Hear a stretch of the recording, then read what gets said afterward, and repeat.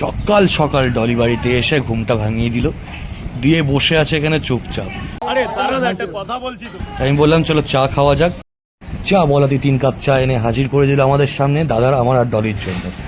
বেশ কিছুক্ষণ ভাবনা চিন্তা করার পরে ডলি বলল যে ক্যামেরার সামনে কিছু বলো বলো বলো। সে আলটিমেট একটা কথারই জবাব দিল, বলো কিছু বলো। ভিডিও হচ্ছে। রিক্সা করে বেরিয়ে পড়েছি, এখন টফিকে নিয়ে যাচ্ছি। এই দেখে নাও টফিকে, মুখ টুক বেঁধে একবারে রেডি হয়ে বেরিয়ে পড়েছি রিক্সা করে।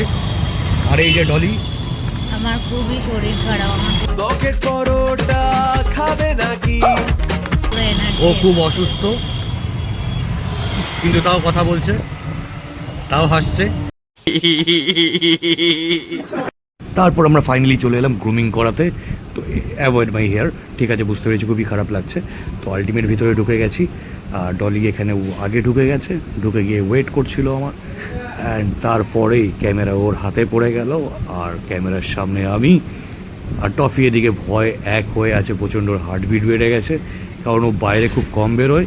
তাই জন্য প্রত্যেকটা মানুষজন যদি নতুন কাউকে দেখে তাহলে খুবই ভয় পায়। আর সেই কারণে আমার ওকে দেখে একটা কথাই শুধু আমার মনে হচ্ছে,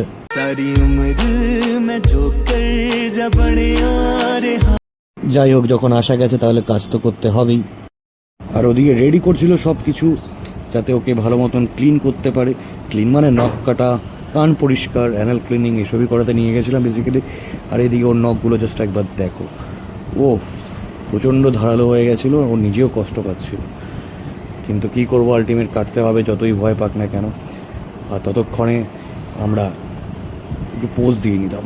চলো টফি, একটা পোজ হয়ে যাক। তাকাও ক্যামেরার দিকে তাকাও। ও আর তাকায়, ভয় তো শেষ, পুরো চোখ টোক ছলছল হয়ে গেছিলো ওখানে একদম। আর এদিকে ডলি নিজের অসুস্থতা নিয়েও ও পোজ দিতে ব্যস্ত।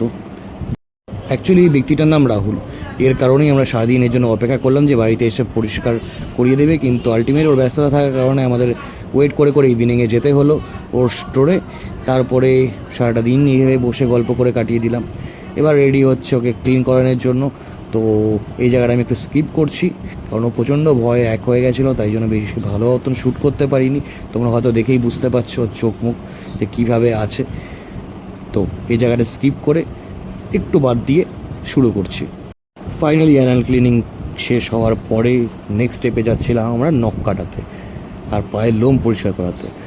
ভয় তো খুবই পাচ্ছিল, কারণ ও প্রত্যেক মাসে না হলেও 2 মাস বাদে বাদে আমরা কাটাই, কারণ আমিও কাজে ব্যস্ত থাকি, সময় ওঠে না। আমার বাড়িতে কেউ নেই, আরেকটা মানুষ, সে ওকে নিয়ে গিয়ে এসব পরিষ্কার কাটাকাটি করাবে।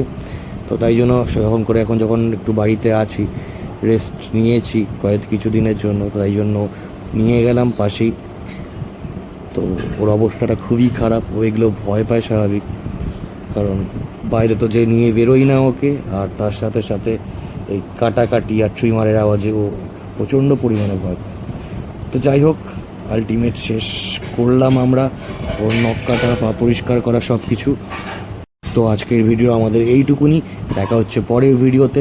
চলো টাটা, বাই।